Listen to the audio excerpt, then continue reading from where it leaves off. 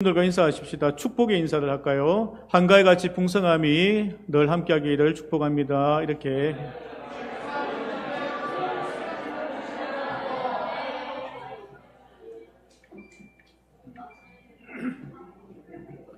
예, 풍성함이 다 전달된 것 같습니다.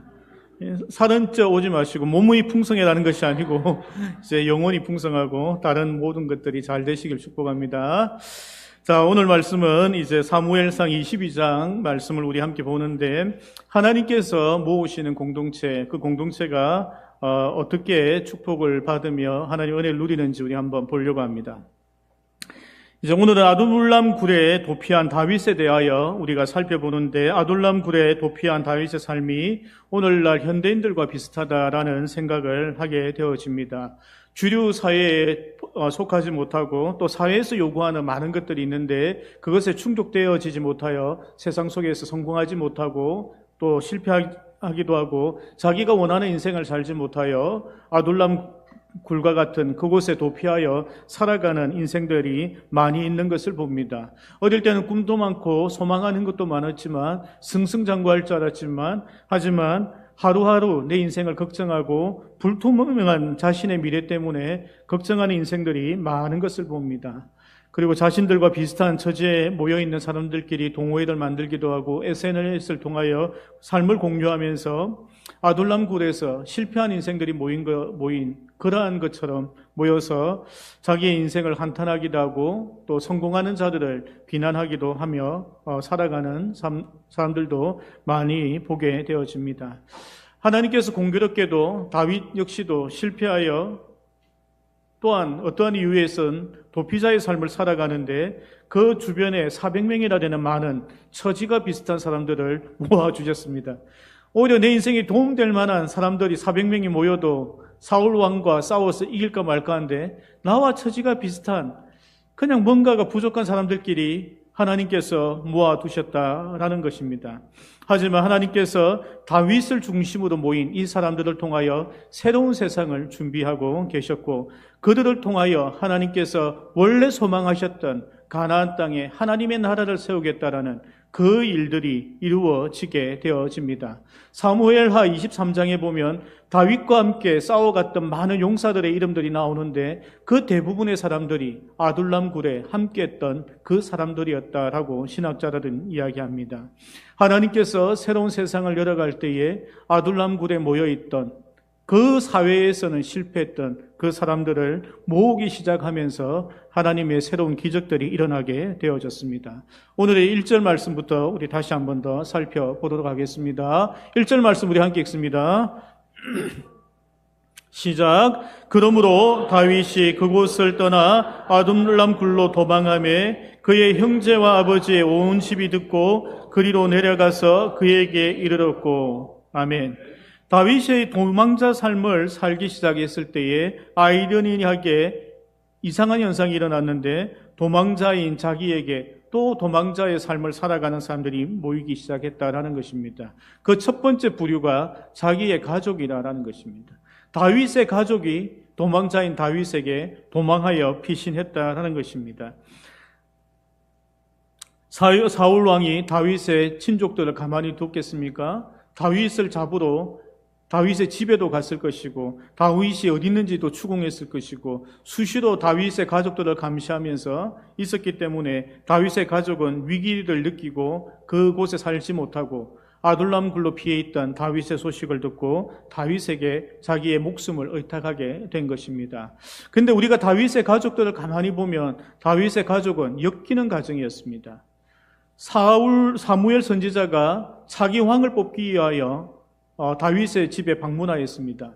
그때 7명의 형들은 집에서 아버지와 함께 있었는데 막내 아들인 다윗은 양을 치고 있었습니다. 이것이 정상적입니까? 제가 막내거든요. 그래서 잘 압니다.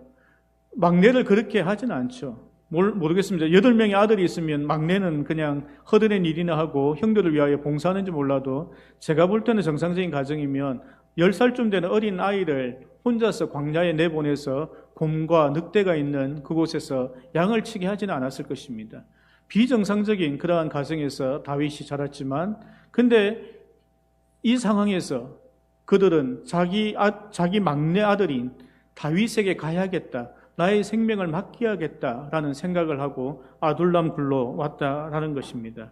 지금의 처지는 양을 치고 있던 그 다윗, 자기가 평상시 보아왔던 그 다윗과는 전혀 다른 신분과 그 상황에 처해져 있는 그 다윗을 그 가족이 직면했다라는 것입니다. 골리앗 앞에서 전쟁하여 골리앗을 물리친 다윗입니다. 사울 왕이 전쟁에 내보낼 때마다 전쟁에서 승리하는 자기의 동생이라는 것입니다. 사울 왕이 일을 맡기면 그 일들을 잘 처리해서 백성들이 열광하고 환호하는 그러한 자기의 동생, 자기의 아들, 자기가 범접할 수 없는 이스라엘의 영웅이 되어져 있는 그 다윗을 그들이 맞이하게 된 것입니다.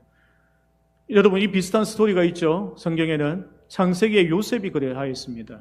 어릴 때에 자기 꿈꾸어서 꿈자랑하기도 하고 좋은 옷 입고 와서 막 자랑하던 철부지 동생이었던 것 같았는데 그 인생이 위기가 만났을 때에 요셉을 보니 그는 이집트 총리가 되어 있고 그들이 가서 목숨을 구걸해야 되는, 목숨을 의탁해야 되는 인류의 영웅으로 요셉이 서 있던 것을 보았습니다.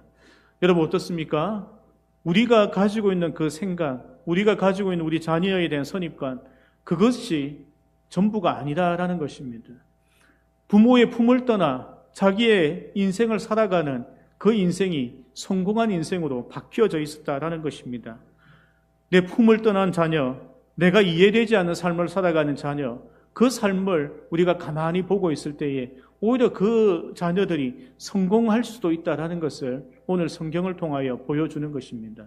나중에 내가 의탁해야 되는, 내가 그렇게 잔소리하던 내 자녀가 내가 감당이 될 수 없는 훌륭한 사람으로 자라가 있을 수 있다라는 것입니다.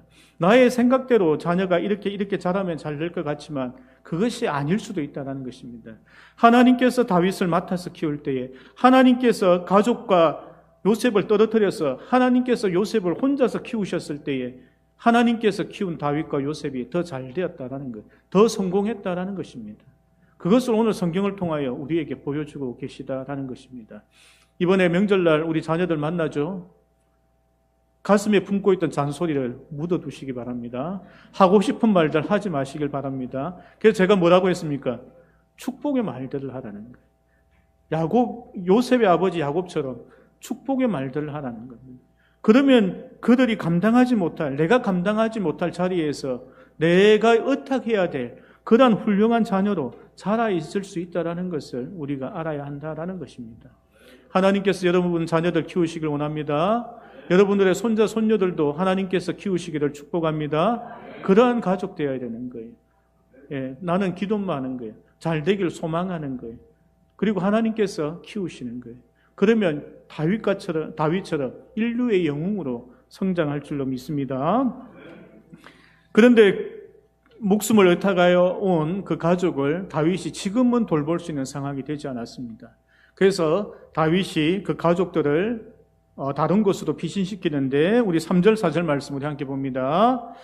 함께 읽습니다. 시작. 다윗이 거기서 모압 미스베로 가서 모압 왕에게 이르되 하나님이 나를 위하여 어떻게 하실지를 내가 알기까지 나의 부모가 나와서 당신들과 함께 있기 하기를 청하나이다 하고 부모를 인도하여 모압 왕 앞에 나아갔더니 그들은 다윗이 요새에 있을 동안에 모압 왕과 함께 있었더라. 아멘. 다윗은 자기 가족을 안전하게 지키기 위하여 모압 땅, 그러니까 이방 나라로 이주시키게 되어집니다. 모압이라고 하면 우리가 모압 출신 유명한 사람이 한 명 있죠. 룻이라는 여인이 있습니다. 룻이라는 여인은 다윗의 그러니까 증조 할머니입니다. 우리 룻은 자기 시어머니 되는 나오미가 혼자 있는 것이 안타까워서 그 나오미와 함께 살기로 결정하고 베들레헴으로 이주하게 됩니다. 베들레헴에서 보아스라는 유다 자손에게 다시 한 번 더 시집을 가서 그로부터 오벳이라는 아들을 놓고 오벳은 이세라는 아들을 놓게 되어집니다. 이세가 다윗의 아버지죠. 그래서 다윗은 자기 증조 할머니인 룻의 나라에 그의 가족들을 모두 다 이주시키게 되어집니다. 근데 이제 그때 했던 말에 보면 내가 하나님의 뜻을 알기 전까지는 모압 땅에 안전하게 우리 부모님을 모시겠다 하고 그곳에 보내게 됩니다. 그리고 나서 다윗은 선지자 갓이라는 선지자를 찾아가게 되는데 사무엘 선지자 시대가 끝나고 이제 갓이라는 선지자의 시대가 시작되어집니다. 갓은 다윗이 왕으로 즉위하여 마지막 때까지 거의 모든 시간을 갓과 함께 보내게 되어지는 중요한 인물이 되어지는데 그 갓 선지자를 만나고 나서 그는 인생에 또한 아주 중요한 말을 듣게 되어집니다. 5절 말씀입니다. 함께 읽습니다. 시작. 선지자 갓이 다윗에게 이르되 너는 이 요새에 있지 말고 떠나 유다 땅으로 들어가라. 다윗이 떠나 헤레 수풀에 이르니라. 아멘. 다윗은 사울 왕으로 여러 번 공격을 당하면서 도망자의 신세로 살아가고 있었습니다. 왕궁에 있다가 피신하여 도망가기도 하고 사무엘 선지자가 있던 라마나요스도 피신하기도 하고 또한 이방 나라인 가드 땅으로 가기도 하고 이번에 모압 땅으로까지도 피신하게 되었습니다. 그때 갓 선지자들 만났는데 갓 선지자가 하는 말이 다시 유다 땅으로 가라는 거예요.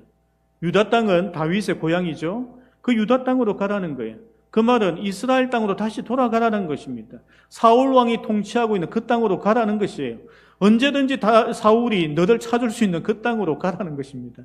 갓 선지자가 다윗을 사지로 몰아놓는 그런 말을 한 것입니다. 하지만 그것이 아니라는 거예요. 갓 선지자가 하나님의 마음으로 다윗에게 이 말을 한 것입니다. 다시 이스라엘 땅으로 돌아가라는 것입니다. 왜 그렇게 이야기했겠습니까? 그것은 그 땅에서 하나님의 보호하심을 경험하라는 것입니다. 그럼에도 불구하고 하나님께서 너를 보호하실 것이라는 것입니다. 다윗이 골리앗을 만났을 때 어떤 고백을 합니까? 사무엘상 17장 37절 말씀에 보면 하나님께서 곰과 늑대 앞에서 나를 보호하셨다라는 거예요. 그러한 고백을 하던 다윗이었는데 사울왕 앞에서는 도망만 다니는 그러한 일을 했다라는 것입니다. 골리앗은 이방인이었고 힘으로 오는 골리앗은 힘으로 그냥 제압하면 되지만 사울왕은 좀 달랐죠. 모든 권세를 다 가지고 있었을 뿐만 아니라 하나님께서 기름 부으신 자였고 요나단의 아버지였기 때문에 자기가 그를 공격할 수도 없고 어떻게 할 수 없는 처지이기 때문에 그는 피해 다닐 수밖에 없는 상황이었던 것입니다. 그러면 어떤 도움이 필요합니까? 보호받는 도움이 필요한 거예요. 힘이 필요한 게 아닌 거예요, 지금은. 하나님께서 나를 보호하고 지켜주시는 은혜가 필요한 것입니다. 그것을 가나안 땅에 다시 돌아가서 이스라엘 땅으로 다시 돌아가서 경험하라라는 것입니다. 그러니까 어땠습니까? 다윗이 하루는 동굴 속에 잠을 자고 있었습니다. 사울 왕도 그 동굴 속에 들어와서 같이 잤습니다. 동침이라고 하죠. 원수끼리 만나서 같이 동굴 안에 잤습니다. 그런데 사울 왕이 다윗을 발견하지 못했습니다. 사울 왕의 신하들도 발견하지 못했고 정탁분들이 동굴 안에 들어가서 살폈는데도 다윗을 발견하지 못했던 것입니다. 그 환난 속에서도 하나님께서 다윗을 보호해 주시는 그 은혜들을 다윗이 경험한 것입니다. 그러니 선지자 갓의 말은 다윗을 사지로 내몬 것이 아니라 하나님의 능력을 경험하라고 그곳으로 보낸 하나님의 예언과 같은 말인 것을 우리가 알아야 한다는 것입니다. 예언이라 하면 미신을 믿는 자는 이렇게 하죠. 이번에 이사를 동쪽으로 가세요. 그러면은 가정이 잘 풀릴 겁니다. 그런 거는 미신적인 예언이고 하나님께서 우리에게 주시는 예언의 말씀은 성경에서 하는 예언의 말씀이라는 것은 하나님의 말씀을 이 땅에 옮겨놓는 것이다라고 합니다. 그 말은 하나님의 말씀을 다윗에게 옮겨놓은 것이 그것을 예언이라는 것입니다. 다윗아 네가 어디에 피해라. 어디에 가면 사울이 못 찾을 거야. 그런 말을 해준 것이 아니라는 거예요. 하나님의 은혜와 역사가 이스라엘 땅에 있으니 너는 이스라엘 땅으로 돌아가라는 거예요. 그곳에서 하나님의 은혜를 경험하게 된다는 것입니다. 그것이 예언의 말씀인 것인 거예요. 그리고 나니 다윗이 어떤 고백을 합니까? 시편 34편에 지난주에 읽었던 것처럼 하나님께서 나를 지키고 보호하셨다라는 그런 고백이 나온다라는 거예요. 그러므로 하나님께서 갓 선지자를 통하여 다시 이스라엘 땅으로 보내셔서 하나님께서 지키고 보호하시는 것을 경험하게 하셨다라는 것입니다. 두 번째로 하나님께서 왜 다윗을 이스라엘 땅으로 옮겨두셨는가 하면 문제가 발생한 그곳에서 그 문제를 해결하라는 것입니다. 모압 땅에서 다윗이 시간을 보내면요, 사울이 늙어서 죽겠죠. 아니면 전쟁에 나가 죽게 되면 문제가 해결되었으니까 나는 다시 이스라엘 땅으로 가서 내가 왕이 되면 돼, 이렇게 생각하는 것이 합리적일 수 있을 것입니다. 하지만 그렇게 가만히 그냥 사울 왕이 없어질 때까지 기다리는 그것은 지혜롭지도 않고 성숙할 수도 없고 하나님의 은혜를 경험할 수도 없는 것입니다. 우리가 신앙생활을 하면서 생기는 문제 중에 하나가 이것입니다. 우리의 기도 제목 중에서 문제 중에 하나가 이것입니다. 하나님, 아무 문제도 없이 평탄하게 살아가게 해주십시오. 우리 자식들, 우리 남편들 그냥 문제 없이 살아가게 해주세요. 그것이 잘못된 기도라는 것입니다. 그 문제 속에 들어가서 그 문제 속에서 참 평강을 누리는 것입니다. 지난번에 설교했던 것처럼 폭풍 속에서도 하나님께서 함께 하시면은 그 폭풍 속에서도 평강을 누린다는 거예요. 폭풍이 없어지는 것이 중요한 것이 아니라 폭풍 속에서도 하나님을 통하여 평강을 누리는 것이 중요하다는 것입니다. 문제를 만났을 때도 그 문제 안에서 참 평강을 누리는 사람을 통하여 하나님께서는 하나님의 일을 하신다라는 것입니다. 그렇기 때문에 우리는 그 문제 속에서 참 평강을 누리는 그 훈련을 해야 한다는 것입니다. 서핑하는 사람들 제가 한번 이야기했죠. 서핑하는 사람들은 될 수 있으면 큰 파도를 타려고 합니다. 왜? 더 재밌거든요. 더 성취감을 느끼거든요. 그래서 파도가 오면은 그들은 파도 밑으로 들어갑니다. 파도 위를 넘으려고 하면 절대로 넘을 수 없기 때문입니다. 파도 속으로 들어가고 파도 속으로 들어가고 파도 속으로 들어가서 그 큰 파도들을 다 극복하고 나아가면 큰 바다에서 큰 파도를 만날 수 있기 때문입니다. 그리고 큰 파도가 올 때까지 기다리는 것이죠. 그리고 큰 파도가 오면 그 파도 위에 몸을 맡기고 그 파도를 탄다라는 것입니다. 다윗이 그렇게 한 것이죠. 사지로 들어가서 하나님의 보호하심을 은혜를 누리고 있다가 그리고 나서 하나님께서 때가 되었을 때에 하나님의 나라를 그가 상속받아 왕으로 하나님의 나라를 통치하게 된 것이다라는 것입니다. 여러분, 문제를 두려워하지 마십시오. 환난을 두려워하지 마십시오. 그 속에서 하나님께서 보호하시고 지키시고 주시는 은혜를 경험하게 되면 내 인생이 놀랍게 변화되는 것입니다. 그것을 누리시는 우리 성도님 되시기를 축복합니다. 세 번째로 살펴볼 것은 다윗 주변에 모인 사람들과 사울 주변에 모인 사람들, 그 사람들은 완전히 달라라는 것입니다. 먼저 사울 왕 주변에 모인 사람들을 살펴보면 6절 말씀입니다. 우리 함께 읽습니다. 시작.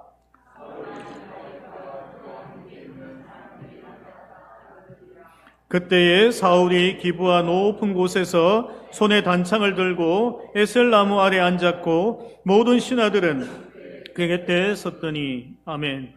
사울 왕은 다윗이 수금 탈 때나 의전에 의할 때, 신하들과 회의를 할 때도 항상 단창을 들고 있었던 거예요. 이 무기로 그들을 급박하면서 통치했다라는 것입니다. 출애굽기를 살펴보면 모세라는 인물이 출애굽하여 40년 광야 생활이 끝나고 나서 하나님께서 그에게 마지막 맡긴 사명이 무엇이라 했습니까? 성경을 적는 것이었다고 했습니다. 말씀을 적어서 이스라엘에 흩어져 있는 모든 사람들이 하나님 말씀을 읽으며 그 말씀대로 살아가는 그 나라를 하나님께서는 세우기를 원하셨는데 사울 왕은 칼과 단창으로 지배하는 그러한 나라를 만들었다라는 것입니다. 그 권세로 통치하는 그러한 세상적인 나라를 사울이 지금 만들고 있다라는 것입니다. 그 권세에 복종하는 사람들끼리 모여서 이스라엘을 지금 통치하고 있는 그 상황이 되었다라는 것입니다. 7절 말씀입니다. 또 무엇으로 통치합니까? 함께 읽습니다. 시작. 사울이 곁에 선 신하들에게 이르되 너희는 베냐민 사람들아 들으라. 이새의 아들이 너희에게 각기 밭과 포도원을 주며 너희를 1000부장 100부장을 삼겠느냐. 아멘. 사울 왕 주변에는 자기하고 같은 성씨를 가진 베냐민 사람들끼리 모인 거예요. 이스라엘 12지파의 왕이 된 것이 아니라 베냐민 지파 한 지파의 왕처럼 지금 군림하고 있다라는 것입니다. 또 무엇이 문제입니까? 다윗이 너희에게 밭과 포도원을 주겠느냐? 먹고 사는 문제를 가지고 위협하는 거예요. 먹고 사는 문제 해결하려고 하면 내한테 붙어 있으라는 거예요. 그걸 가지고 사람들을 모은 것이라는 것입니다.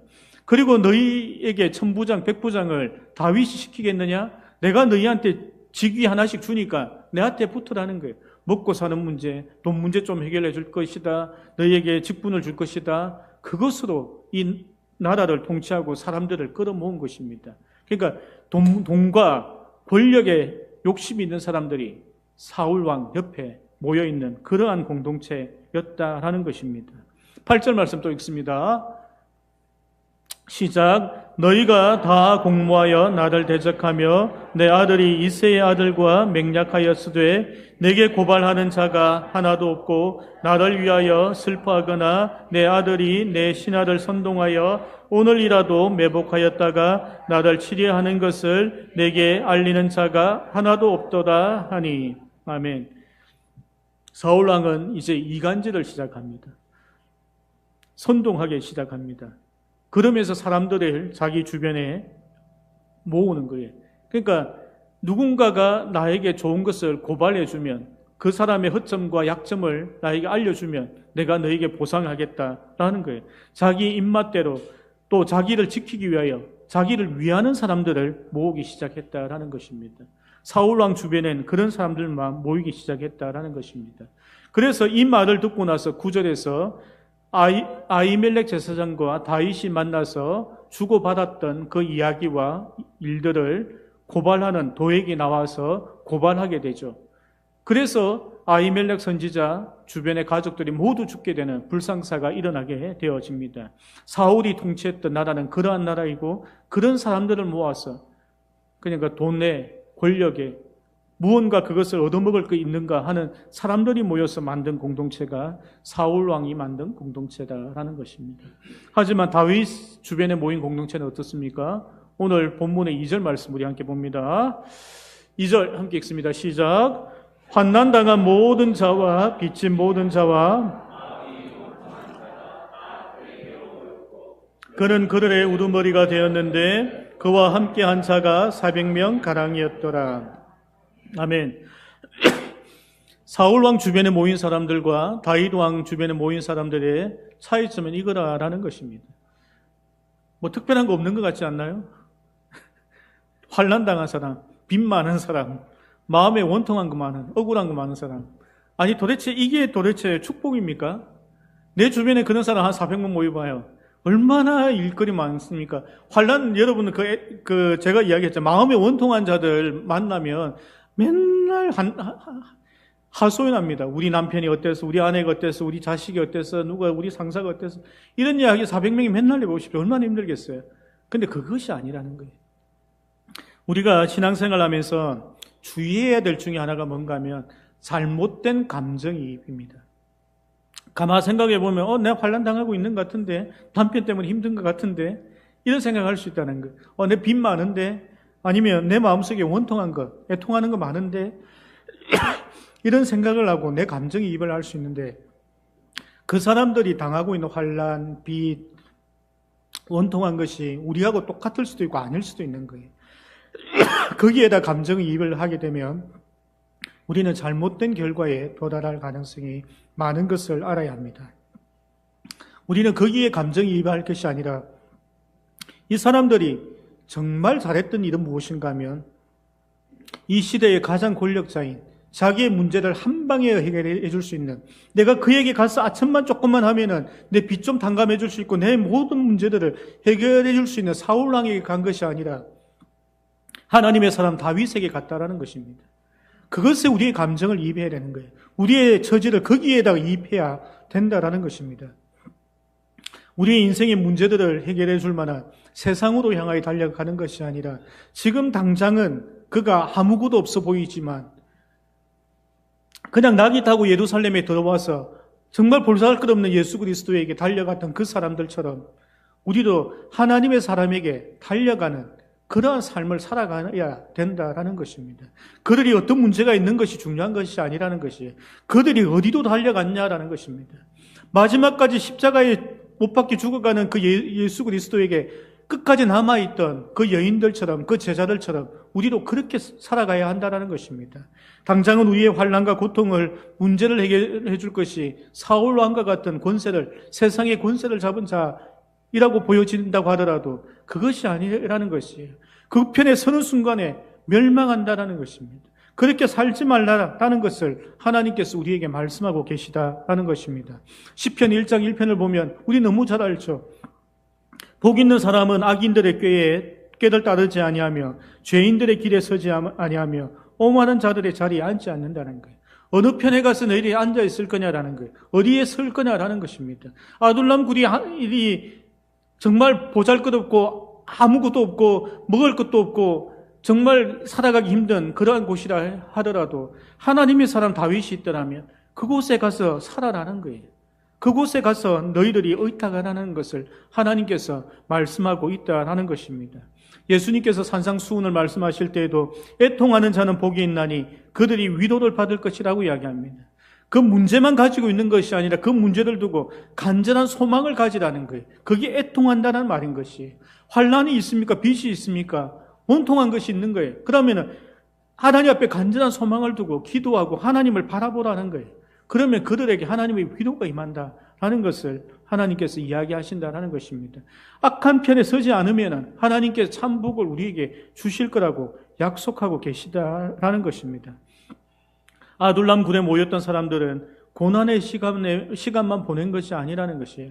문제를 가진 사람만이 아니라는 것이 하나님을 바라보고 하나님께서 내 문제를 해결해 주실 거라는 믿음으로 다윗 앞에 갔던 그러한 사람들이라는 것입니다.